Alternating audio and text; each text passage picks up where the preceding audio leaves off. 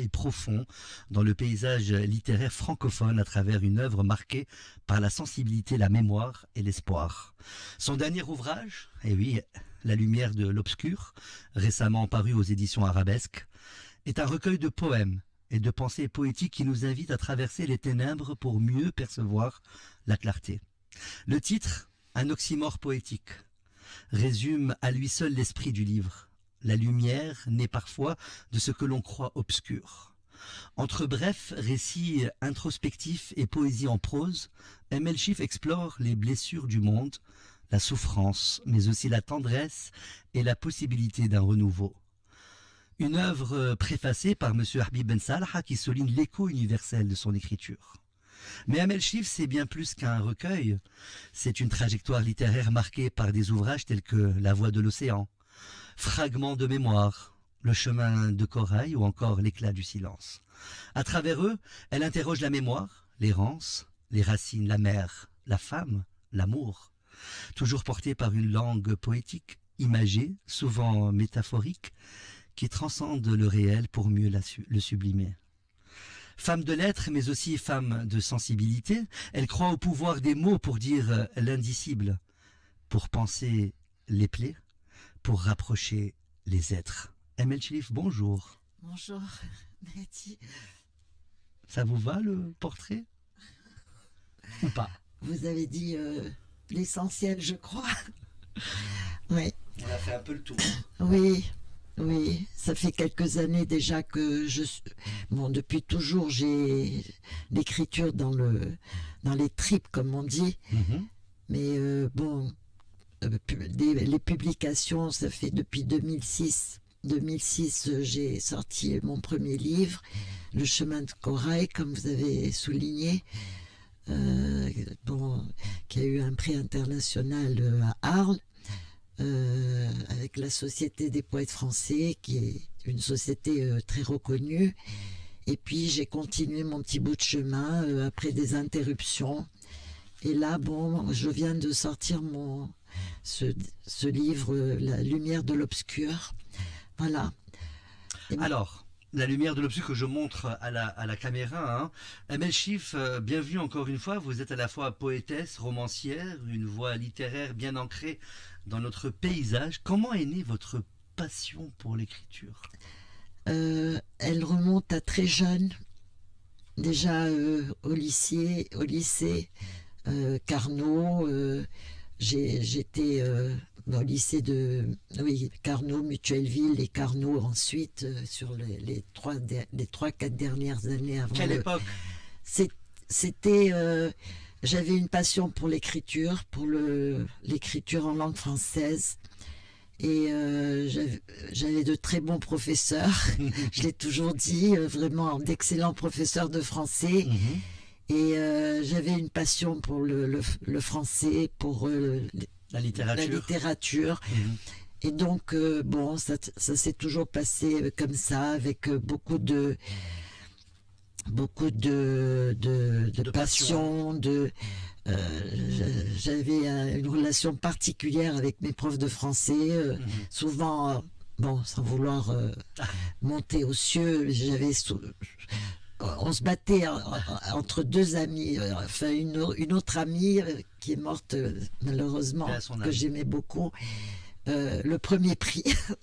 D'accord. Jusqu'à la terminale d'ailleurs. Et puis voilà, et puis ensuite il y a eu un arrêt, toujours des écrits sur des bouts de feuilles, sur des carnets, sur des... bêtes. Voilà, ça c'est tout le long du chemin. Et puis ensuite, un jour, je me suis décidée à écrire sous forme de livre. Voilà. Quel regard portez-vous aujourd'hui sur votre propre parcours littéraire? Y a-t-il un fil conducteur entre tous vos ouvrages? Tous mes ouvrages portent les mêmes j'allais dire fardeau, non. Les mêmes... Angoisses? Non, ce ne sont pas des angoisses. Les mêmes préoccupations. D'accord. Les mêmes préoccupations que je développe avec le temps et en fonction de la vie. C'est-à-dire que plus j'avance dans la vie, et puis elle se raccourcit bien sûr par rapport au visible, mais elle s'intensifie à l'intérieur. Donc, j'ai l'impression que je cerne plus l'essentiel. Voilà, c'est ça. Excellent. Et donc, finalement, tous les thèmes récurrents que je développe à travers tous mes livres sont les mêmes, mais vus sous des angles différents en fonction des étapes successives et finalement de l'élimination du superflu. C'est-à-dire que peu à peu, je vais vers l'essentiel. Je vais vers la lumière peut-être. C'est une forme de lumière, l'essentiel. Tout à fait. Voilà. Alors, on va parler de votre nouveau livre qui s'intitule La lumière de l'obscur, que je viens de montrer à la caméra. Ce titre, à la fois intrigant et poétique, évoque un contraste fort. Comment vous est venue cette idée? Parce que pour moi, la lumière, c'est ce qui me guide. Parce que sinon, avec tout ce qui se passe dans une vie, pas seulement la mienne, mais la vie en général, c'est pas un long fleuve tranquille, et ça, on le réalise.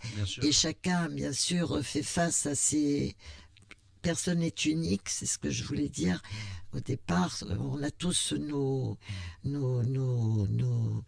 face à face avec la vie et avec nos bonheurs, nos tristesses, nos obstacles, nos problèmes finalement. C'est naturel, mais ça on le découvre en le vivant. Bien sûr. C'est pas des mots. Donc c'est à travers l'expérience. Enfin, le cheminement que l'on découvre que ce que peut être la vie. Donc voilà, et j'ai toujours ce soubresaut, pas ce sursaut, mais ce soubresaut de remonter la pente et d'essayer de... J'espère que je tiendrai comme ça jusqu'au bout, mais face à justement... les obscurs, ce qui peut entraver ce chemin qui n'est pas lumineux. Bien Sinon sûr. le paradis n'existerait pas. Alors justement, le livre mêle poésie en prose et petits récits. Pourquoi avoir choisi cette forme hybride? Parce qu'en fait, j'ai une écriture poétique. Dans le sens, c'est imagé, il y a toute une technique un petit peu poétique, parce que même dans le roman que j'ai fait il y a quelques années, qui a eu ce prix, la Spey d'Abshir, c'est une écriture poétique. Je ne peux pas me passer de la poésie. C'est-à-dire que pour moi, c'est dans vos gènes. C'est ma façon d'aborder la vie et d'aborder le mot. Alors on sent dans vos textes une tension entre douleur et espoir, entre cruauté du monde et foi en l'humain. Est-ce que c'est le reflet de votre propre regard sur le monde?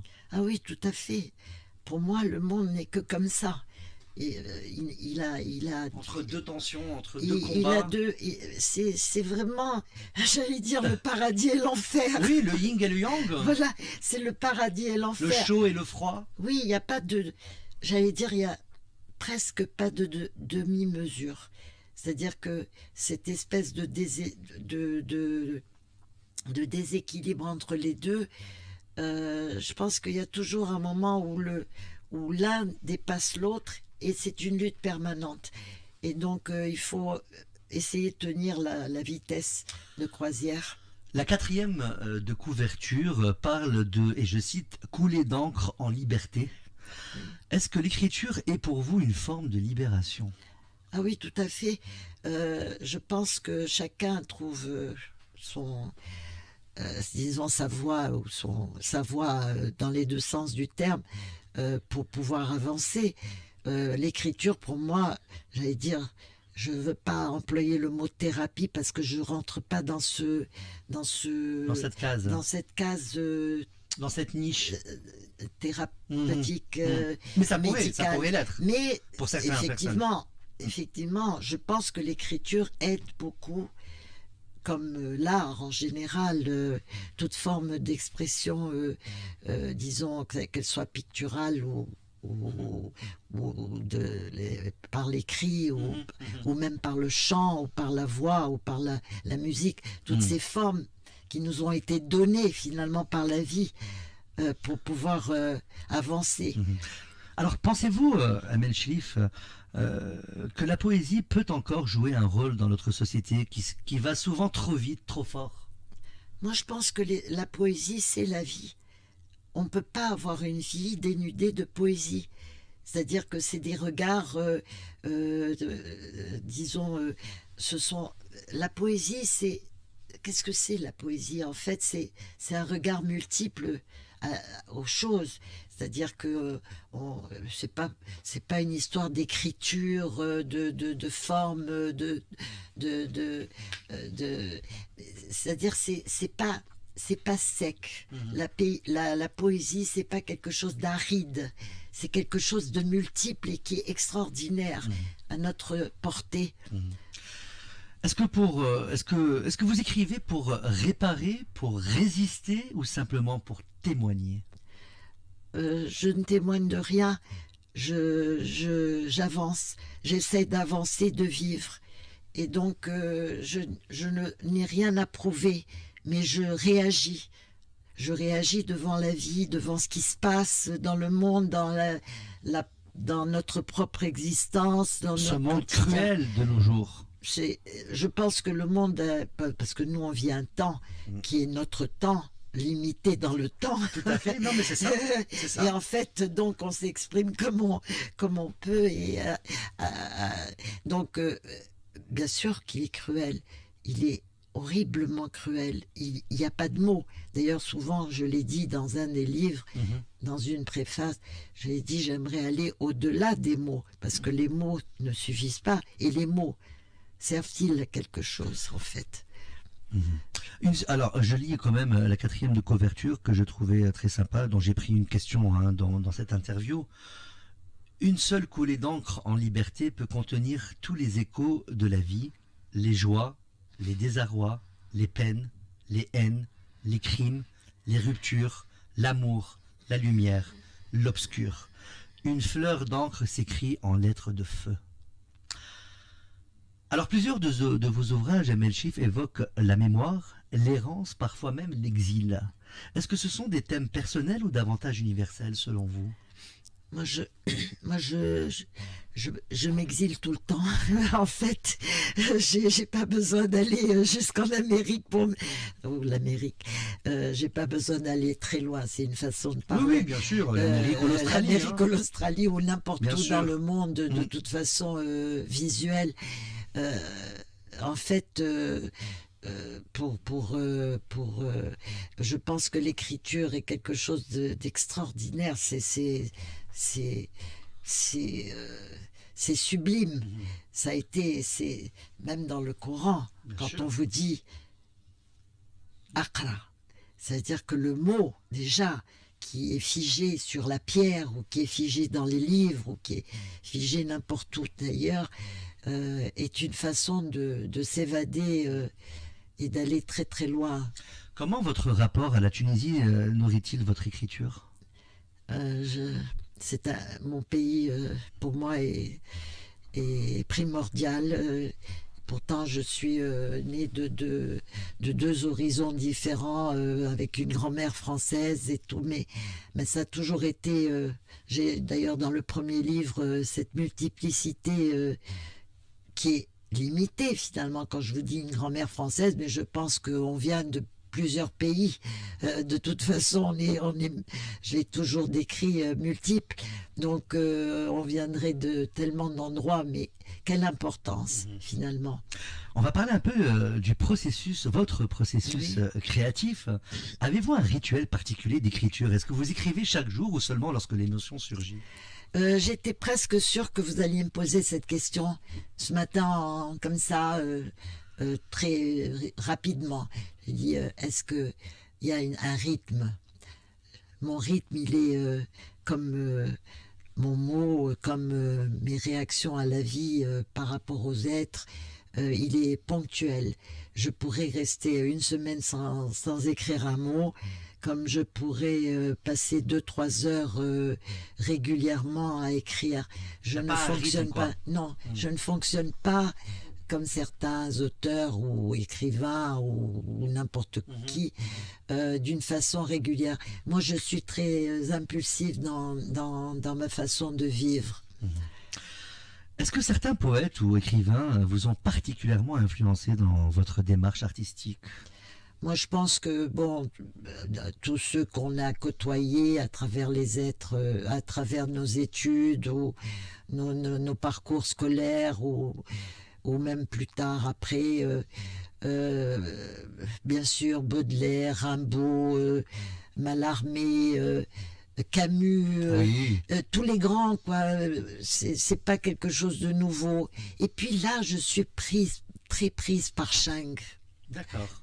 Et de plus en plus, parce qu'il répond tellement à ce que je me dis en moi-même par rapport à toutes tous ces escaliers illusoires, hein, Oui. de l'être. Finalement, on est là à se débattre sur la terre avec des mots, avec des armes, avec ce qu'on peut avoir à notre disposition quand on est bon ou mauvais, ou même juste avancer, ou même une casserole pour cuisiner. Mais finalement, le plus important pour moi, j'ai résumé ça en quelque temps, et j'essaye de le transmettre à mes enfants, c'est vos actes. Tout le reste importe peu. Alors tous ces gens-là qui s'entretuent et tout, pour moi, ils ont un parcours qui soit retrouvé dans les livres bibliques ou coraniques ou religieux de toutes sortes, hein, du monde, où c'est finalement la forme que vous donnez aux choses de la vie terrestre qui vous amène à vous élever l'âme, le bien, comme a dit Kant. Au-delà de tout, il y a le bien, l'acte du bien, c'est-à-dire cette espèce de sérénité par rapport à vos actes qui est extraordinaire et qui m'alimente au quotidien. Voilà. Quand on vous entend parler, Amel Chérif, on a l'impression que tous les combats qu'on mène dans la vie, que ce soit des combats pour le bien ou d'autres combats pour le mal, hein, on a l'impression que finalement tout ça, ça sert à rien, parce que à la fin, on part tous au même endroit et on laisse nos actes. Je ne sais pas si on part tous au même endroit. D'ailleurs, l'endroit, c'est très, c'est très vague. Très vague. Cet endroit, finalement, ce qui est important, c'est que tant qu'on est vivant, on ait l'impression d'une sérénité et d'une paix intérieure. Je pense que le reste viendra après. C'est comme avant qu'on ne soit sur cette terre.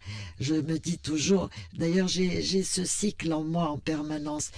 On n'était rien et on est devenu, et on sera peut-être de nouveau rien et on deviendra.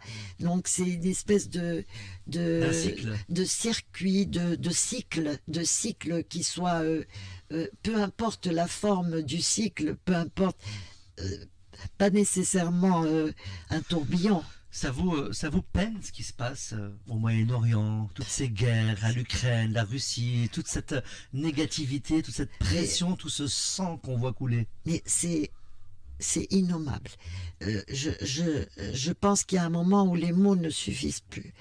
Je pense que je suis profondément, bien sûr, comme tout le monde, et comme beaucoup, pas tout le monde, mais comme beaucoup, complètement muette devant tout ce qui se passe, et en même temps j'aimerais tellement arrêter tout ça, ce mouvement, cet élan de cruauté, de haine, de cruauté, de massacre.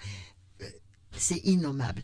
Et en même temps je me dis, ces êtres là qui font tout ça, qui sont aussi diaboliques, je pense que le diable est dépassé, hein. Je pense que le diable, on lui donne une forme même un peu. Même lui ne ferait pas ça. Je pense qu'il est dépassé. Et donc, je pense que tant pis pour lui, parce que tant pis pour eux. Ces êtres-là, je pense qu'ils auront un parcours différent de ceux qui auront fait le bien. Je pense. J'en suis profondément convaincue. Travaillez-vous actuellement sur un nouveau projet littéraire? Parce que je sais que vous arrêtez pas. Hein. Est-ce qu'il y a quelque chose en cours? En cours, certainement. Mais combien court-il C'est mon rythme. Bien sûr. C'est Il y a quelque chose en préparation? toujours. Toujours. Toujours en moi. Dès que je termine un livre, il y en a un autre. Un autre. C'est-à-dire que c'est ma vie. Je pense que même les psychologues, les psychiatres, c'est très bien, ça aide beaucoup certains êtres qui n'ont pas de moyens, disons, à leur portée pour s'entraider, donc ils trouvent un appui sur ces êtres. Mais je pense que si on a la possibilité de pouvoir trouver son propre soutien. Vous avez titré La lumière de l'obscur, mais est-ce que l'obscur c'est la lumière aussi? L'obscur n'est jamais complètement obscur. En tout cas, moi, quand je ferme les yeux, j'ai toujours une petite éclaircie sous la porte. Il y a toujours un petit éclat de lumière, un petit sillon, un petit fil lumineux qui est là. Impossible. Comme c'est une espèce de pulsion. Ça dépasse même les mots. C'est quelque chose qui m'attire et je voudrais vraiment que ça dure. Alors, vous avez vécu plusieurs époques en Tunisie, et puis on est content que vous soyez là pour en témoigner et pour en parler. Deux questions en une. Est-ce qu'avant c'était mieux qu'aujourd'hui? Et la jeunesse d'aujourd'hui, est-ce qu'elle s'en sort? Je pense qu'on est dans une phase de profonde turbulence. Bon, sur tous les plans, hein, on a l'impression d'être dans entre guillemets un chaos, parce que en fait il y a beaucoup de nouveaux problèmes qui se greffent à ce parcours. C'est pas un long fleuve tranquille, la Tunisie et puis le monde en général, hein. C'est une réalité. Est-ce qu'on va vers un nouveau monde? Est-ce qu'on va vers une extinction du monde? J'en sais rien, j'aimerais pas pour les futures générations que tout s'éteigne, mais je pense que c'est pour ça que tant qu'on peut et on a la force, je parle aux jeunes, tant qu'on a la force de pouvoir faire des choses bien et de pouvoir construire des petits bouts de route bien, parce que finalement on n'a pas une longue route, hein, c'est assez raccourci, c'est une réalité, mais peu importe, parce qu'en fait la longue route s'alimente par l'intensité de la petite route. Pour vous, Amel Chérif, le temps passe vite ou pas? J'ai réalisé ça il y a quelque temps. Je pensais pas trop au temps. Et je réalise ça par rapport aux autres, par rapport aux êtres qu'on aime, par rapport aux enfants qu'on voit pousser. Et d'un seul coup, je me dis, c'est vrai, ça se raccourcit. Mais peu importe. Ce que je veux dire, c'est que l'essentiel, c'est de ne pas penser à ça, si on peut. Essayer de ne pas penser à ça, mais faire. Agir. Pour moi, l'action, c'est essentiel. Ah oui. Tout à fait. Une dernière question, si vous aviez un message à transmettre aux auditrices et aux auditeurs qui vous découvrent aujourd'hui, lequel serait-il?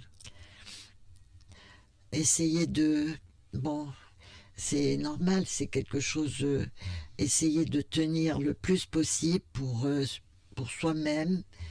Ne pas être égoïste, ne pas penser à soi tout le temps, c'est-à-dire mais penser à agir pour les autres et ça reviendra automatiquement sur soi.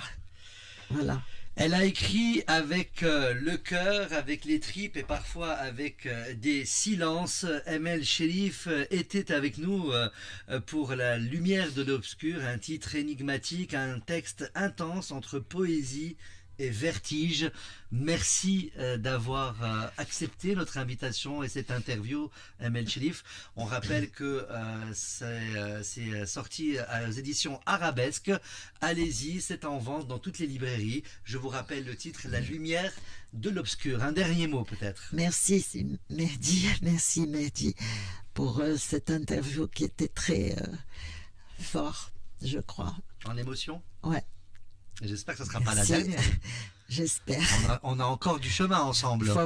Il faut avoir beaucoup de s'accrocher. On va s'accrocher. Et je crois en quelque chose depuis très longtemps. L'union fait la force. Oui. Il faut que les gens réalisent ça. La solidarité. Oui. Très important. À tous les niveaux. Emel Chelif, merci encore une fois. On rappelle bien sûr tous vos livres. Il y a eu L'éclat du silence, Fragments de mémoire. Et Le chemin de corail. Le chemin de corail. Le roman là, derrière la ligne bleue. Et ça, c'est le dernier. Alors le dernier, La lumière de l'obscur. J'espère l'avant-dernier, j'espère. Non, ce ne sera pas le dernier quand même. Non, quand même. Non. Vous allez revenir quand même me voir, vous n'allez pas me laisser tout seul. 11h40 sur les ondes de Radio Tunis, chaîne internationale. Restez avec nous tout à l'heure, on va recevoir le metteur en scène Lotfi Rachoul pour Les Enfants Rouges, justement, qui sort en avant-première à Gasserine. Et puis, restez avec nous pour avoir plus de détails avec Lotfi Rachoul. Amy McDonald, This is the Life, c'est pour vous, c'est en mode acoustique et c'est sur la plus belle des radios.